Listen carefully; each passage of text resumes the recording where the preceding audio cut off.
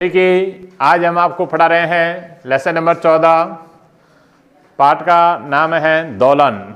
दोलन क्या है उसके बारे में हम आपको बता रहे हैं कि दोलन। यदि हमारा ये वीडियो आपको पसंद आए तो इसे लाइक और सब्सक्राइब अवश्य करें और हमारे लेटेस्ट वीडियो देखने के लिए बेल आइकन बटन को दबाएं। देखिए, दोलन क्या है। किसी भी बिंदु के इर्द गिर्द यदि कोई पिंड गति करता है तो उसकी गति को दोलन कहते हैं। यदि कोई पिंड किसी बिंदु के इर्द गिर्द गति करता है तो उसकी गति को दोलनीय गति कहते हैं। मानिए कोई पिंड है, जैसे मान लीजिए ये बिंदु है, ये ऐसे गति कर रहा है इर्द गिर्द, तो उसकी गति को क्या कहेंगे? दोलनीय गति कहते हैं। ठीक है। अब उसके बाद में आता है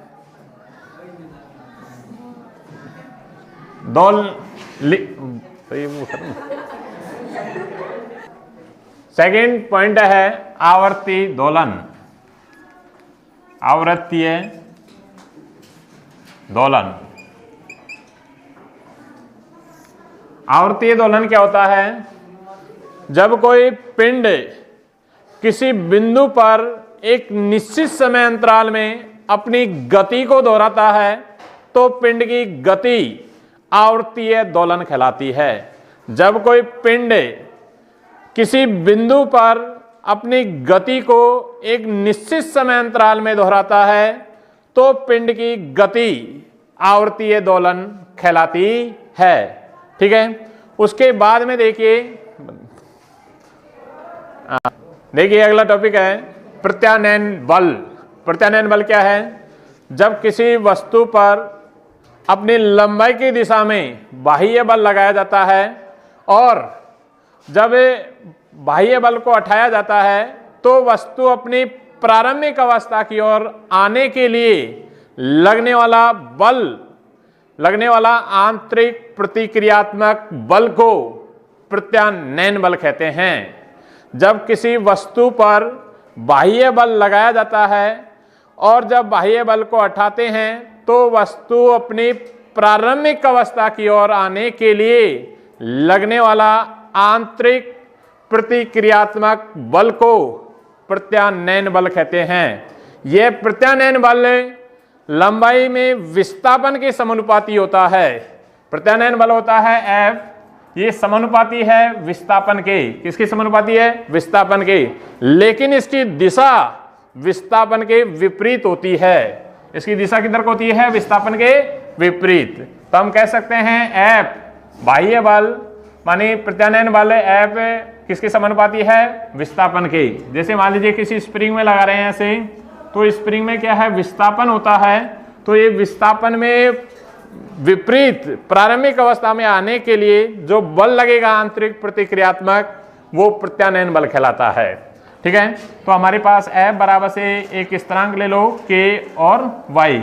यहाँ पर F जो K है प्रत्यानयन नियतांक है। ठीक है। ये प्रत्यानयन बल है। ठीक है। उसके बाद में आगे देखिए अगला टॉपिक है रेखीय सरल आवर्त गति। रेखीय सरल आवर्त गति किसे कहते हैं? जब कोई पिंड किसी बिंदु के इर्द गिर्द गति करता है और उसका विस्थापन है जो प्रत्यानयन बल के क्या होता है? समानुपाती होता है और विस्थापन की दिशा के विपरीत हो तो उस पर उसकी होने वाली गति को रेखीय सरल आवर्त गति कहते हैं।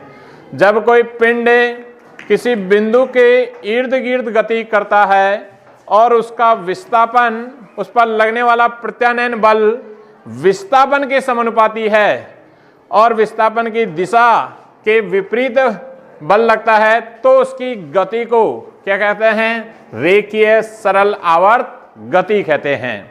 उस कंडीशन में एक होती है वर्तीय सरल आवर्त गति। सरल आवर्त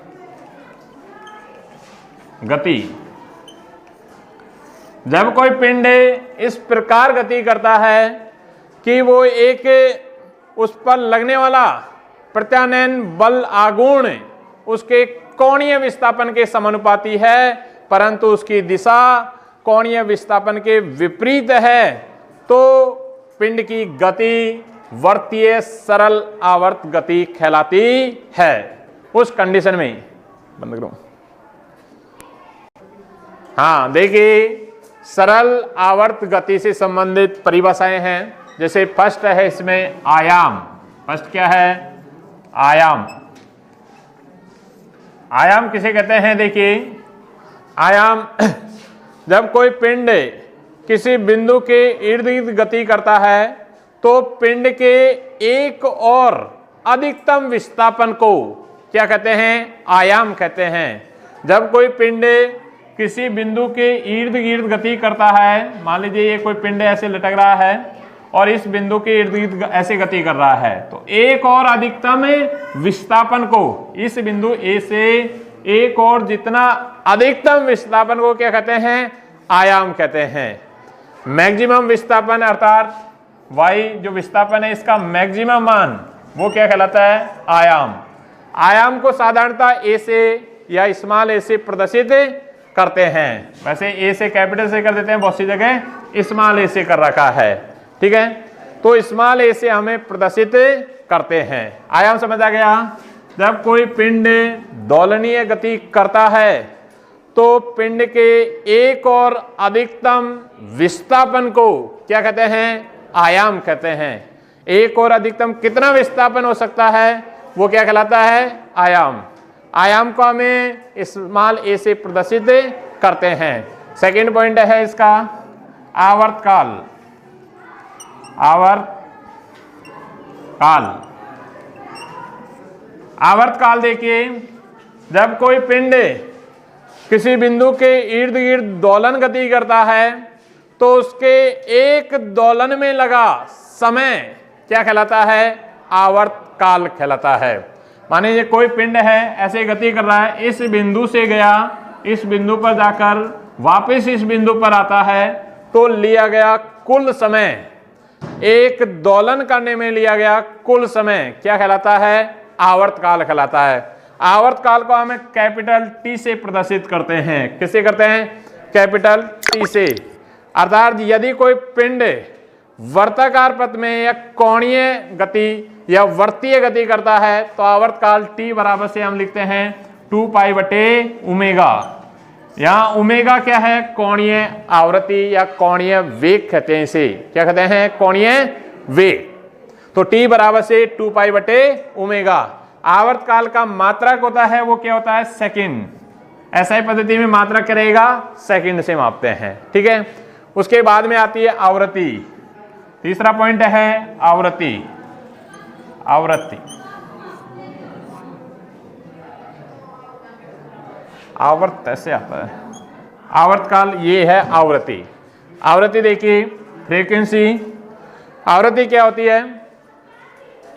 किसी पिंड द्वारा एक सेकंड में दोलन किए गए एक सेकंड में दोलित पिंडों की या दोलितों की संख्या, किसी पिंड द्वारा एक सेकंड में लगाए गए चक्रों की संख्या या दोलनों की संख्या को क्या कहते हैं?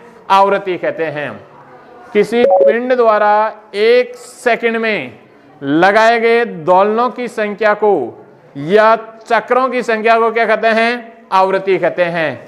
अर्थात यह हम कह सकते हैं आवर्तकाल के व्यतक्रम को आवृत्ति कहते हैं। आवर्तकाल के व्यतक्रम को आवृत्ति कहते हैं। आवृत्ति को हम न्यू से प्रदर्शित करते हैं। किससे करते हैं? न्यू से करते हैं। न्यू बराबर से 1 आवर्तकाल।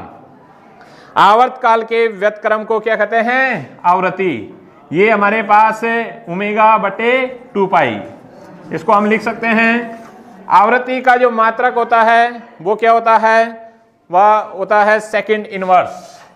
ऐसा ही पद्धति में इसका जो मात्रक होता है वो क्या होता है? सेकंड इनवर्स होता है, ठीक है।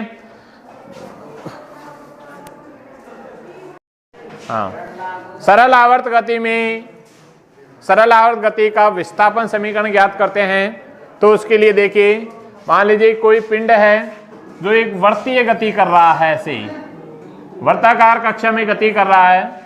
ये इसका सेंटर है C और इससे ये त्रिज्या है उसकी, ये त्रिज्या उसकी हमने माना उसकी त्रिज्या क्या है, जो A है, ठीक है ना। जो इस बिंदु A से वो मान लीजिए B तक जाता है, कहाँ तक जाता है, B तक। B से हमने इस पर अभिलंब खींचा, ये इसका विस्थापन है। ये बिंदु मान लीजिए इसका M बिंदु है। कौन सा बिंदु है, M। और ये कोणीय विस्थापन करता है, कोणीय विस्थापन मान लीजिए कितना है, थीटा। उस कंडीशन में जब कोई पिंड एक वर्ताकार गति कर रहा है और वो A से B तक जाता है तो कोणीय विस्थापन क्या है उसका, थीटा। तब हमने B से ये विस्थापन इसने जो किया है, वो विस्थापन ये दूरी B से और M की दूरी है, वो क्या है, हमने माना कि वो y है। विस्थापन कितना है, यह है y। जो रेखीय विस्थापन है वो y है। उस कंडीशन में हमारे पास देखिए इस ट्राइंगल में, कि ट्राइंगल है हमारे पास B, C और M में, इस ट्राइंगल में देखिए हमारे पास साइन थीटा बराबर होता है कि लंब बटे कर्ण। तो लंब क्या है हमारे पास, B और M, ये लंब है, और कर्ण है वो है हमारे पास C और B, ये कर्ण है। मान रखते हैं कि साइन थीटा बराबर से हमारे पास BM क्या है, हमने y माना है विस्थापन, ठीक है। और CB जो है हमारे पास जो त्रिज्या है, जो हमने क्या मानी है, A, क्या मानी हमने, A की अधिकतम विस्थापन, ठीक है ना। उस कंडीशन में हमने A मान लिया तो हमारे पास y बराबर से ये रहेगा A साइन थीटा, हमारे पास आता है ये समीकरण नंबर 1। अब देखिए हमारे पास, क्योंकि कोणीय वेग क्या होता है, कोणीय वेग या कोणीय आवृत्ति क्या होती है, ओमेगा बराबर से क्या होता है,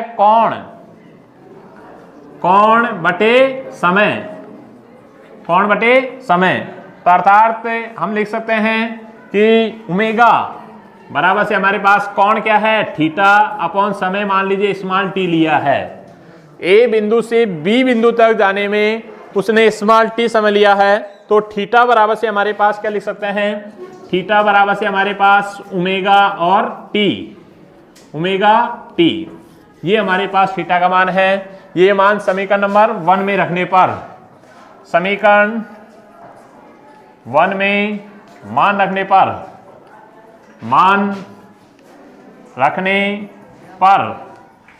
रखते हैं तो हमारे पास देखिए थीटा बराबर क्या रखेंगे, ओमेगा t। तो y बराबर से हमारे पास रहेगा उस कंडीशन में A साइन और थीटा इधर क्या रखेंगे, ओमेगा t। तो ये जो समीकरण है ये विस्थापन समीकरण को व्यक्त करता है। समीकरण 2, जब कोई पिंड एक आवर्त गति कर रहा है, सरल आवर्त गति, कोणीय या रेखीय कोई सी भी, तो उसके द्वारा जो विस्थापन समीकरण होगा वो क्या रहेगा, y बराबर से A साइन ओमेगा t, जहां A आयाम है, ओमेगा कोणीय आवृत्ति या कोणीय वेग, t क्या है, समय, और y क्या है, विस्थापन।